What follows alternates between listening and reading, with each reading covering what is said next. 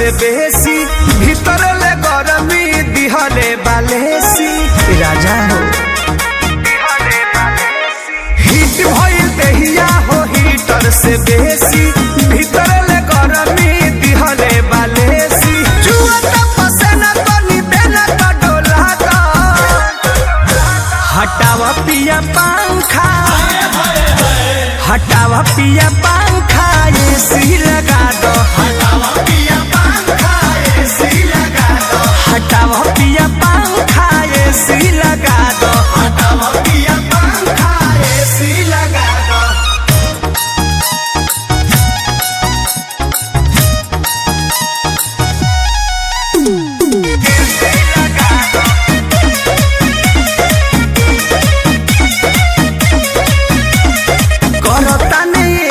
बलम कई साल से लगता नहावा पसीना चुए गाल से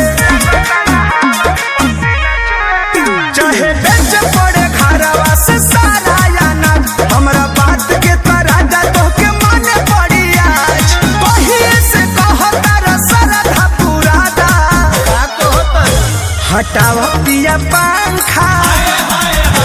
हटावा पिया पंखा एसी लगा दो हटावा पिया पंखा एसी लगा दो हटावा पिया पंखा एसी लगा दो